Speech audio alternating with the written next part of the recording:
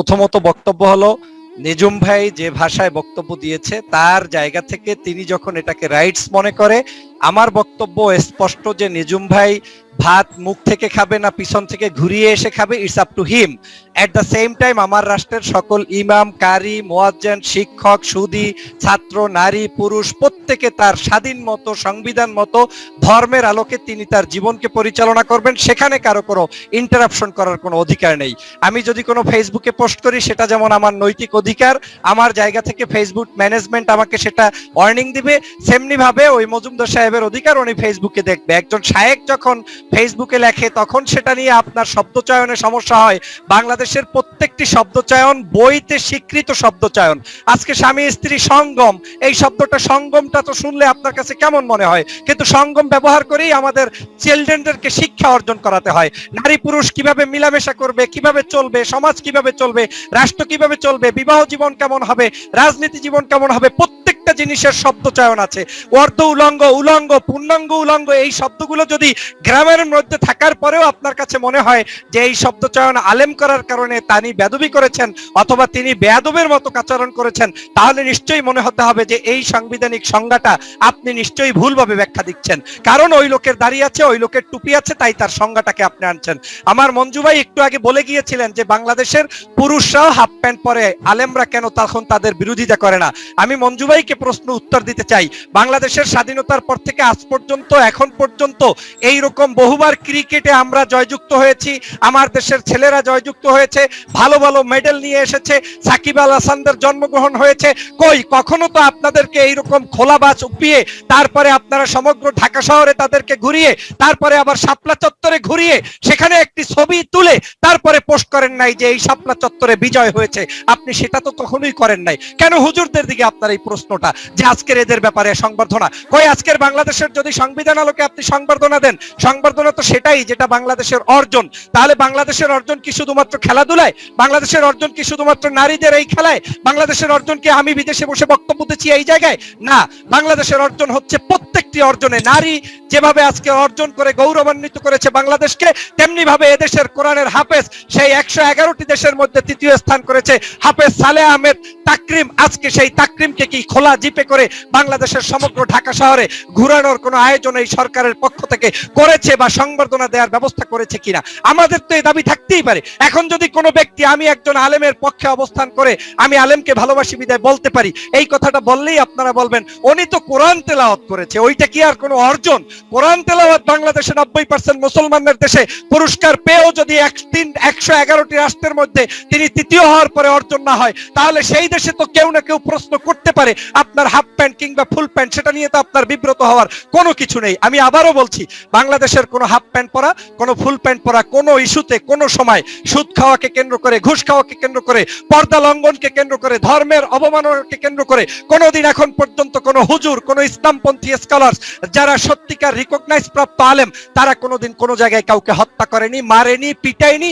এমনকি আজকের বাংলাদেশে তার নমুনা হচ্ছে বাংলাদেশের প্রধানমন্ত্রী নারী, বাংলাদেশের বিরোধী দলীয় নেত্রী নারী, বিএনপির চেয়ারপারসন নারী, সংবিধানের আজকের বাংলাদেশের স্পিকার হচ্ছে নারী, বাংলাদেশের প্রত্যেকটি পদে পদে নারী। যদি এদেশের আলেমরা পরম সহিষ্ণু না হতো, আলেমরা যদি মানুষের প্রতি শ্রদ্ধা না রাখতো, তাহলে এই বাংলাদেশের নারীদের এই অগ্রযাত্রা কোনোদিন আপনি এভাবে উত্তরণ হতো না।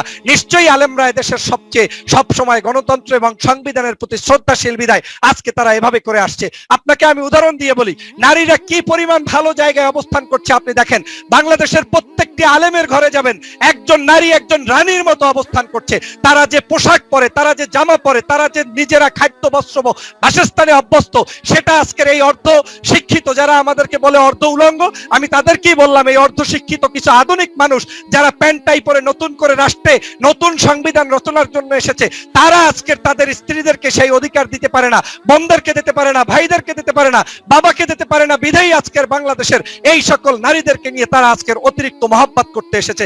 বাস্তবিক অর্থে এদেশের নারীরা তাদের কাছে নিরাপদহীনতায় ভুগছে, এদেশের নারীরা তাদের কাছ থেকে ধর্ষণের শিকার হচ্ছে, এদেশের নারীরা বাংলাদেশের বিভিন্ন ধরনের এই সকল মানুষের কাছ থেকে হচ্ছে। কিন্তু বাংলাদেশের নারীরা এখন পর্যন্ত সংখ্যানুপাতে সবচেয়ে বেশি নিরাপদ এবং সবচেয়ে ভালোবাসার আস্থার স্থল হচ্ছে আলেমদের কাছে, পরিবারের কাছে। আছে। আমি আমার জীবন থেকে পরিচয় দিচ্ছি।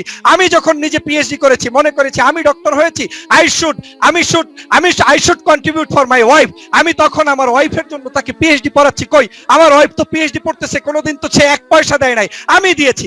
আমি বিদেশে গাড়ি ক্রয় করে গাড়ি ড্রাইভ করছি, এট দ্য সেম টাইম আমি আমার ওয়াইফের জন্য গাড়ি কিনে দিয়েছি। কই, সে তো গাড়ি ড্রাইভ করতেছে। এখন যদি বাংলাদেশের একজন আলেম বলে যে গাড়ি ড্রাইভ করা ঠিক হবে না, পর্দা পুশিদা মতো চলতে হবে, আলেমের সেটা রাইট আছে, কিন্তু আলেম তো আমাকে ঘেড়ি ধাক্কা দিয়ে বলছে না যে তুমি এটা কেন করছো। বাংলাদেশের কোন আলেম এ ধরনের ঔদ্ধত্যপূর্ণ আচরণ আজ পর্যন্ত দেখায়নি।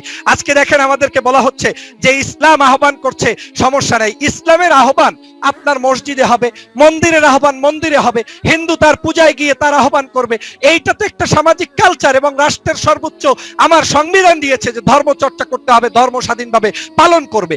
এখন আপনার মসজিদে যদি একজনে খুতবা দেয় আর আপনি সেটাকে পার্সোনালি অ্যাটাক করে টান মেরে কথা বলেন, আমি এখন পর্যন্ত এই শায়েখ আহমদুল্লাহ ভদ্র সাহেবের একটা স্ট্যাটাস দেখি নাই যেখানে তিনি লিখেছেন নিজুম মজুমদার সাহেব কিংবা ফয়জুলকে কটাক্ষ করে কোনো কথা বক্তব্য দিতে। কিন্তু আপনি তার বক্তব্যকে একজন আলেম হিসেবে তার ফেসবুকে তার রাইট আছে, তার কমেন্টস বক্স তো ওপেন করা আছে। মজুমদার ভাই তো বরঞ্চ তার বুকে সাহস নেই যে তিনি আপনার নিজের কমেন্টস বক্স পর্যন্ত আপনি বন্ধ করে রেখেছেন। কার ভয়তে? কেন? আপনি এত জনপ্রিয়, বাংলাদেশের মানুষের হৃদয়ের আস্থাভাজন ব্যক্তিত্ব, আপনি আপনার কমেন্টস বক্স ওপেন রাখুন। আপনি একটা স্টেটমেন্ট দিয়েছেন জাতি আপনার পক্ষে, ব্যক্তিগত ব্যাপার আমার কাছে মনে হয় ওই যে ব্যক্তিগত ব্যাপারই তো, শায়েখ আহমদুল্লাহ তো ব্যক্তিগত ব্যাপার বলেছে। খোলা আছে তো, কে বলল? খোলা থাকলে ভালো, খোলা থাকলে মাঝে মাঝে খোলেন, মাঝে মাঝে অফ করেন। না প্রশ্ন করেছেন, ব্যক্তিগত প্রশ্ন করেছেন। আমার প্রোফাইল আর পেজ দুইটা আছে, দুটোই পাবলিক। তো আমার পক্ষে তো ভাই মানুষের সাথে সবখানে ইন্টারঅ্যাক্ট করা সম্ভব না, এই জন্য প্রোফাইলটাকে পুরো পাবলিক করে দিয়েছি। আর পেজটা আমি সবসময় চালাতে পারি না, ওইখানে পোস্ট দিয়ে আমি আমার প্রোফাইলে চলে আসি। কমেন্টটাকে আপনি বন্ধ রেখেছেন যে কেউ কমেন্ট করতে না পারে। একেবারে কমেন্ট ফর অল। সাইফুর ভাই, if you go to my profile, you can comment anyone, ask your friend who is not my friend list. Majumdar ভাই, আমি আপনাকে সম্মান রেখেই বলছি, আমি আপনাকে এই কমেন্টস বন্ধ করা নিয়ে আমার কোনো আক্ষেপ নেই। না আমি বলছি শোনেন, মজুমদার ভাই আমি বলছি আমাকে সময়, আপনি আমাকে বলেন, আপনি নিজেই বললেন যে আপনি একটা অফ করেছেন কিংবা অন করেছেন, ইটস আপ টু ইউ। আমার কথা হচ্ছে আপনি যেমন আপনার কমেন্টস বক্স খোলা কিংবা আটকানোর অধিকার আপনার আছে, তেমনি ভাবে আমি ফয়জুলের পোস্ট করা আমার মতো করে, আমার বিশ্বাস অনুযায়ী, আমার আদর্শ অনুযায়ী আমি বলবো, সেটা আমার রাইট আছে। এবং সেই জায়গায় আমার সংবিধানের বিরোধী কোনো কর্মকাণ্ড হলে রাষ্ট্র এবং আইন ভয়ে বন্ধ করেছে কিনা যে এমন সেটা মজুমদার ভাই ক্লিয়ার করবে, সেটা আপ টু হিম। সে ভয়ে, কিন্তু আমি বলতে চাই, আমি আমি সেটাই বলেছি। আপনি এমন কর্মকাণ্ড করেছেন নিশ্চয়ই যে কারণে আপনি কথা শুনতে চাচ্ছেন না, রিঅ্যাক্ট বন্ধ রেখেছেন। সাইফুল ভাই রাখেন, আপনারা এইসব ইঙ্গিতপূর্ণ কথাবার্তা রাখেন, এইসব ইঙ্গিতপূর্ণ কথা সাইফুল ভাই আপনাকে বন্ধ করতে হবে। আপনি কোন সম্মানিত আলেমকে বা কোন সম্মানিত ব্যক্তিকে আপনার প্রোগ্রামে দাওয়াত দিয়ে জিজ্ঞেস করবেন তার ফেসবুক আপনি ভয়ের কারণে বন্ধ করেছেন কিনা? এগুলো কি ধরনের প্রশ্ন? ভয়ের কারণে তো আপনি একটু আগে বাংলাদেশে আসা নিয়ে প্রোফাইল অন রেখেছি, এইটা একটা টকশোর আলোচনার বিষয় হতে পারে যে আমি বিষয়টা সেটা তো বলেন আপনার ব্যক্তিগত ব্যাপার, কিন্তু অনেকে মনে করছে এরকম কোনো ভয় আমার এটা আপনার ব্যক্তিগত ব্যাপার, কিন্তু এটা একটা ব্যক্তিগত ব্যাপার যেহেতু কথা উঠেছে। আমি আমার পাবলিক আমি আবার ক্লিয়ার করি, যেহেতু প্রশ্ন উঠেছে তা না হলে আমি কিন্তু আমার নিজের নিয়মটাই ভঙ্গ করছি। না সেটাই তো বললাম, এটা আপনার ব্যক্তিগত ব্যাপার, আপনি বন্ধ করবেন না খুলবেন, কিন্তু অনেক সময় করতে চাচ্ছে আপনি কমেন্টের ভয় বন্ধ রেখেছেন মনে করছে। মজুমদার ভাই আমি ইন্টারাপ্ট করি না, আমাকে সময় দেন। না কিন্তু যেটা আপনি করলেন সেটা ঠিক না, আপনি শেষে গিয়ে বলেন। ঠিক আপনি বলেন যে আপনি বন্ধ করেন। সাইফুর ভাই আমি বলি, আমি এটা শেষ করি, 1 মিনিটের বেশি লাগবে না, গড়ি ধরেন। আমার ফেসবুক পেজ এবং প্রোফাইল আছে, তো যখন কোনো কেউ মন্তব্য করে নিয়ম হচ্ছে যে লেখক এটার সাথে ইন্টারাকশন করবে। আমার পক্ষে এখানে জাম করে গিয়ে মন্তব্য করা এখানে পারি না, এই কারণে পেজটাকে রেখে আমি বলে দিয়েছি যে আমার প্রোফাইল ঠিক আছে, আপনি ক্লিয়ার করেছেন, কিন্তু পারসেপশনটা বললাম আমার কথা শেষ হয়নি। এখন কথা হচ্ছে যে আমি যদি কেউ কোনো গালিগালাজ করে, ধরেন আমার প্রোফাইলেই যেখানে আমি ওপেন রেখেছি, আমি সেটাকে আপনার রিভিউ করতে পারবো না, কেটে দিতে পারবো না। কেউ যদি অরুচিকর বক্তব্য দেয় অবশ্যই পারবেন, অবশ্যই পারবেন। আমাকে যদি মনে করেন একটা পোস্ট দেওয়ার সাথে সাথে কেউ বলে তুই নাস্তিকের বাচ্চা, তুই এইটা সেইটা, আমি এটাকে কেন এন্টারটেইন করবো? Why should I? এই কারণে আমি একটা প্রোফাইল রেখেছি যাতে আমি আমার তো হাত দুইটা, আর আমার প্রফেশন, আমার কাজ আছে, আমি তো সারাক্ষণ, আমার অ্যাডমিন যারা আছে, যে দুজন অ্যাডমিন আছে, তারাও সবসময় তারাও কাজ করে। আমার অ্যাডমিন প্রতি মাসে যারা এখানে কাজ করছে, বিভিন্ন আমার আমার পোস্ট তারা আপলোড করছে, ভিডিও আপলোড করছে, সবসময় তো পারে না। ফলে আমি আমার সাগর ভাই আমাকে সময় দিবেন, জনাব নিজুমদার এমন একটা অভিযোগ বা একটা অনুযোগ বলতে পারি, অভিযোগ না, যে বলেছে আপনি ক্লিয়ার করেছেন, দ্যাটস ইট। এর পেছনে পারসেপশন বহু, এর পেছনে পারসেপশন বহু, এক সেকেন্ড, এর পেছনে পারসেপশন বহুমুখী হতে পারে, যেটার একটা অংশ হিসেবে যেভাবে আমার মনে হয় না যে কোনো কারো ইতিহাসে, মানে টকশোর ইতিহাসে এইটা জবাব দিতে হয়েছে যে সে ফেসবুকে ওপেন, সেই কারণে বলে যে আপনার ব্যক্তিগত ব্যাপার আপনি ওপেন রাখতেও পারেন, না রাখতে পারেন, এটা অবশ্যই অংশ হিসেবে হয়ে গেছে। যে এই ধন্যবাদ ডক্টর ফজলুল। জি না, ঠিক আছে, ঠিক আছে, আপনিও সো নাইস অফ ইউ, আপনি এটাকে জবাব দিয়েছেন বা আপনি মনে করেছেন যে ঠিক আছে বলে দেই, এরা এটা তো এখানকার কথা না, অনেকে বলা বলি করছে বলেই এটাকে আপনি ক্লিয়ার করেছেন। ধন্যবাদ জনাব ফজলুল।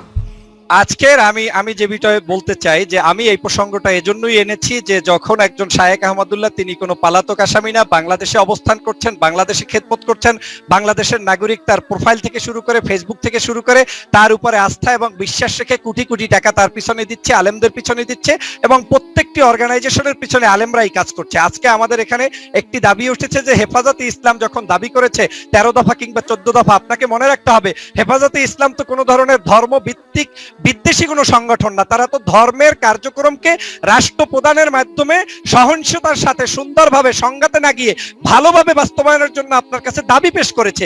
এই দাবি শুধুমাত্র হেফাজতে ইসলাম কেন, বাংলাদেশের হিন্দু মহাজোটের নেতারা বিভিন্ন সময় দাবি করছে।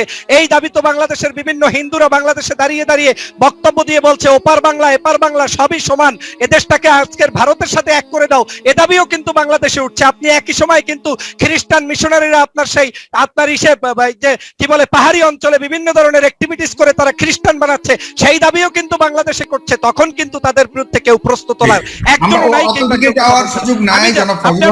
আমি যাব না, আমার জায়গাগুলো শেষ করতে দিবেন প্লিজ, কারণ আপনি আমাকে ইন্টারাপ্ট করেছেন যখন আমার টাইমটা নষ্ট হয়েছে। আমি যেই জায়গাটায় যেতে চাই, যখন শুধুমাত্র আলেমরা কোনো ধরনের একটি ওয়াজ করে, আলোচনা করে, আলেম নিয়ে এত চিন্তা ভাবনা, আমি বারবার বহুবার বলেছি, তুরিন সাহেব, মানিক সাহেবরা যখন আমার আলেমদের বিরুদ্ধে তালিকা করেছে, এই তালিকার টাকা পেয়েছে কোথায়? এই বইটা ছাপানোর টাকা পেয়েছে কোথায়? এই 1000 কওমি মাদ্রাসায় গিয়েছে, তদন্ত করেছে, কার টাকায় গিয়েছে? কই? কেউ তো এখন পর্যন্ত প্রশ্ন করেন নাই। আপনি প্রশ্ন করেন বাংলাদেশের দুর্নীতি, দুষ্কৃতি, অন্যায়, অবিচার, জুলুম, নির্যাতন, নারী ধর্ষণ, হত্যা, বিভিন্ন ধরনের কার্যক্রমের বিরুদ্ধে কেউ প্রশ্ন করবেন, সেটা যেমন মানানসই। আপনার কাছে মনে হয়েছে অর্ধ উলাঙ্গ অথবা পূর্ণাঙ্গ উলাঙ্গ, এই কথা বললে আপনাদের যাদের কষ্ট লাগে, মনে করতে হবে এই একটা শায়েখ আহমদুল্লাহর পোস্টে যাদের আজকের পুড়ে যাচ্ছে, তারাই হচ্ছে আজকের মূলত আলেমদেরকে কাঠমোল্লাদারি হিসেবে পরিচয় দিতে মানে স্বচ্ছন্দ বোধ করে। আমি মনে করি আলেম যারা সত্যিকার আলেম, তারা কখনো কাঠমোল্লা এই শব্দের সাথে তাদের সাথে কখনো স্ট্যাটাস হিসাবে যায় না। কিন্তু মনে রাখতে হবে, আলেমদেরকে যখন আপনি টার্গেট নিয়ে কাঠমোল্লা বলেন, তখনই মনে করতে হবে যে সত্যিকার অর্থে এদেশে আলেমদেরকে আপনি পছন্দ করেন কি না করেন, সেটা আপনার শব্দ চয়ন থেকে আজকের মনে হবে। আমি বারবার বলেছি, সবাইকে বলেননি, তিনি স্পষ্টভাবে বলেছেন, সবাইকে বলেননি, তিনি কিছু কিছুকে বলেছেন যারা I do respect his point. আমি সবাইকেই বলছি Islam is not for me only, Islam for everybody. আমার এই যে মনিরুল ভাই বলেছেন, নিজুমদার ভাই বলেছেন, কে বলেছে ইসলাম থেকে তাদেরকে তাড়িয়ে দিতে চাই? কিন্তু মনে রাখতে হবে, বাংলাদেশের যে কোনো জায়গায় আপনি যখন একটা ইস্যু ক্রিয়েট করবেন, সেই ইস্যুটাকে আপনি আলেমদেরকে বিদ্বেষী কেন বানান? আমি আজ পর্যন্ত এখনো দেখলাম না, গতকালকে এত বড় গাড়ি বহর হয়েছে, মানুষ গিয়েছে, ছবি তুলেছে, তারা নেচেছে, কই তাদের জন্য তো কেউ কোনো জায়গায় কোনো মসজিদে গিয়ে খতিব সাহেবরা কোনো ধরনের অন্যায়ভাবে তাদের বিরুদ্ধে একটা বক্তব্য দেয় নাই। কিন্তু আজকে দেখেন বিমানবন্দরে আমার এই সাবজয় এই যে কি বলে কৃষ্ণা ও শামসুন্নাহারের লাগেজ থেকে $1300 এবং 50,000 টাকা চুরি হয়েছে। আপনি সেটার বিরুদ্ধে ভিডিও করেন, সেটার জন্য গণতন্ত্রের এই সরকারকে দায়ী করেন যে একটা এয়ারপোর্ট কেমন, যেখানে একজন নারী বিশ্ববিজয়ী হয়ে এসেছে, তার লাগেজটা পর্যন্ত নিরাপত্তা দিতে পারে না। এটা কেমন দেশ, যেখানে একজন নারী সুন্দর মতো দোতলা ছাদে গিয়ে যাবে, একজন পুলিশ তাকে প্রোটেকশন দিতে পারে না, তার মাথা ফেটে যায়। এই যে ধরনের কর্মকাণ্ড, একটা গাড়ি যখন যাবে তাকে আপনি সংবর্ধনা দিচ্ছেন, অথচ জ্যামে পড়ে তিনি সংবর্ধনা ক্রস করতে পারছেন না, আপনি সেই জায়গায় কোনো কাজ করছেন না। ওই তখনই কষ্ট লাগে। কষ্ট নিজুম ভাই কষ্ট নেবেন না, এজন্যই আমি আপনার একজন ওয়েল উইশার্স। আমি আগেও বলেছি যে আমরা ব্যক্তিগতভাবে রাজনৈতিক করি বিদায় রাজনৈতিক আদর্শ ভিন্ন আছে, আপনাকে অনেক শ্রদ্ধা করি এবং ব্যক্তিগতভাবে আমি অনেক ভালোবাসি, কারণ আপনি আমার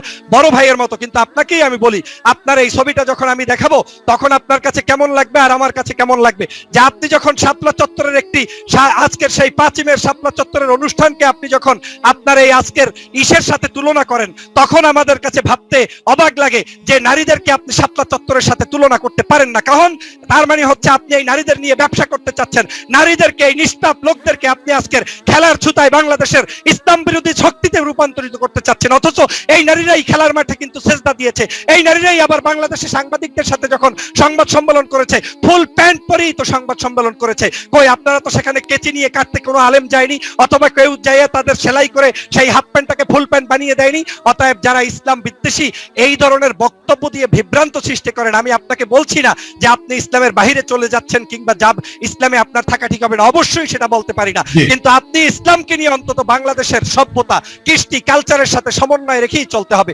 আপনাকে মনে রাখতে হবে, আমি আগেও বলেছি, আমেরিকায় আজকের এই বাইবেলের উপরে শপথ নেয়, বাংলাদেশে প্রধানমন্ত্রীরা কি কোরআন শরীফে হাত রেখে শপথ নেয়? কোথাও দেখাতে পারবেন? তাহলে যখন আপনি আমেরিকার সুতা দিয়ে বলেন আমেরিকা এইভাবে চলা যায়, সেইভাবে চলা যায়, তাহলে আমেরিকার বাইবেল এনে বাংলাদেশের কোরআন শরীফের উপরে শেখ হাসিনাকে শপথ নিতে পারেন, কিন্তু পারবে না। কারণ কোরআন ধরে শপথ দিলে চুরি করতে পারবে না, কোরআন ধরে শপথ করলে অন্যায়, অত্যাচার, জুলুম, নির্যাতন করতে পারবে না, বিদেশে টাকা পাচার করতে পারবে না, এই অবিচার, জুলুম, নির্যাতন করতে পারবে না। বিধায় বাংলাদেশের সর্বশেষ বলছি, মূলত এই যে ইস্যুগুলো সৃষ্টি করা হচ্ছে, এটা একটা একেবারে সিম্পল ইস্যু, কিন্তু ক্রিয়েট করা হচ্ছে বাংলাদেশের বড় বড় ইস্যুগুলোকে ধ্বংস করার জন্য। তারা জানে আলেমদের বিরুদ্ধে কথা বললেই কেউ না কেউ প্রতিবাদ করবে, আর প্রতিবাদ করতে গেলেই তাদের দুর্নীতি ঢেকে পড়বে, অন্যায় ঢেকে পড়বে, জুলুম, নির্যাতন ঢেকে পড়বে, তারা যে বিভিন্ন ধরনের কাজ করছে সেটা ঢুকে পড়বে। সেজন্যই বলছি, আসুন, সব কথার আগে একটি কথা, রাজনীতি করতে আমার আপত্তি নাই। আওয়ামী লীগের রাজনীতি করবে, বিএনপির রাজনীতি করবে, শহীদ জিয়ার দলের প্লারা তাদের রাজনীতি করবে।